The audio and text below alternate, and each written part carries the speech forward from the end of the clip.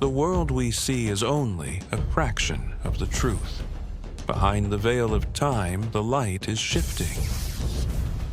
History remains unbound, waiting for a lens sharp enough to capture the anomalies buried in our soil and the signals pulsing from the stars.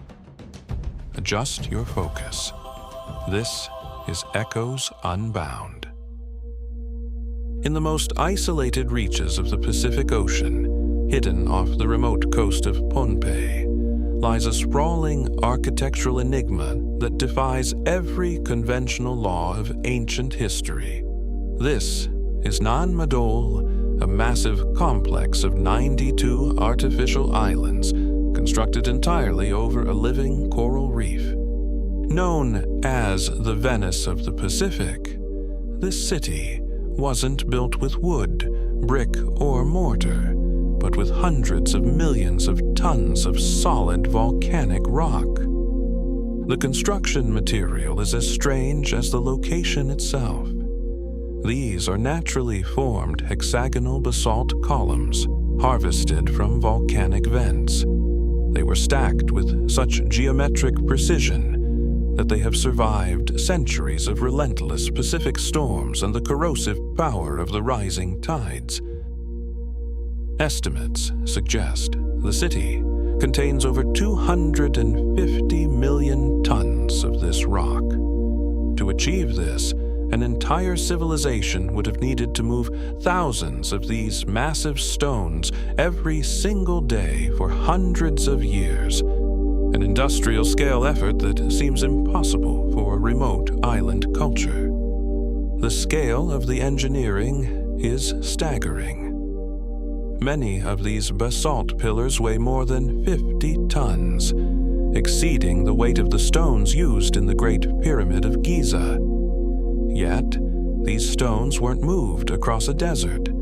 They were moved across a coral reef in the middle of the ocean. There is no local record of how they did it. The nearest geological source for these specific magnetic columns is located on the opposite side of the island. Between the quarry and the city lies miles of dense, impassable jungle and jagged volcanic mountains. Pohnpeian history contains no mention of the wheel, no heavy pulleys, and no metal cranes. To move a 50-ton pillar through this terrain would require modern heavy-lift equipment, yet the stones arrived at the reef, perfectly preserved and ready for stacking.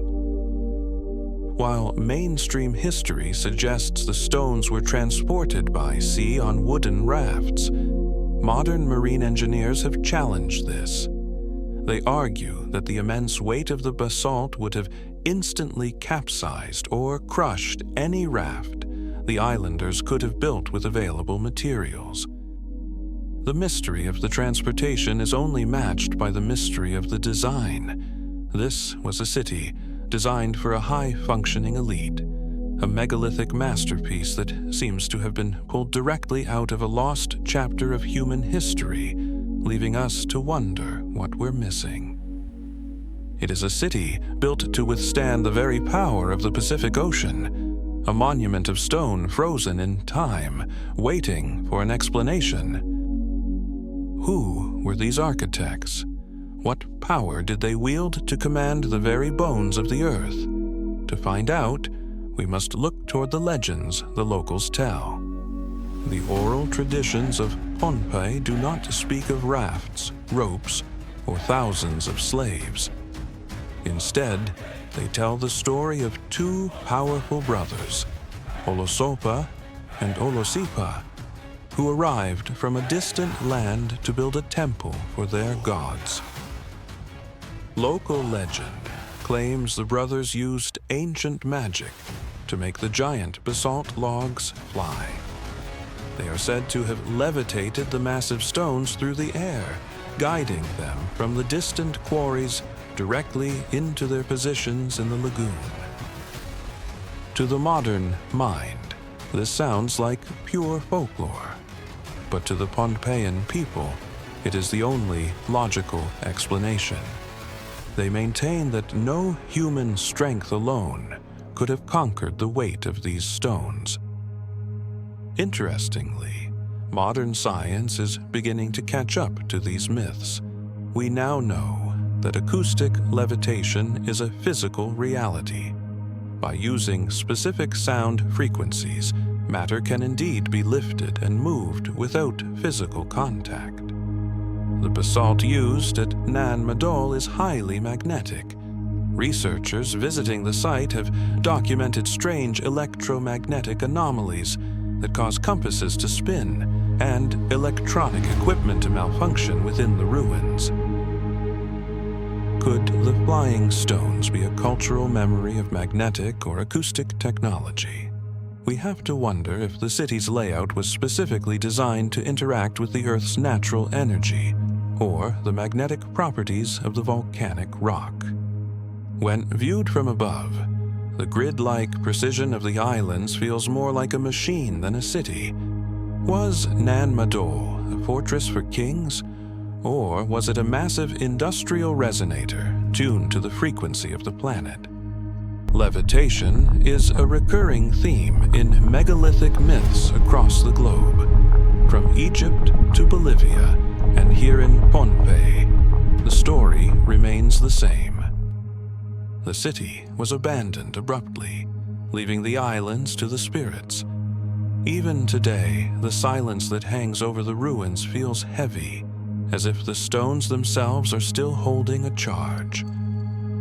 For centuries, these stones have remained silent, guarding the secrets of a science we are only now beginning to rediscover. But as we look deeper, we find that the mystery doesn't end at the water's edge.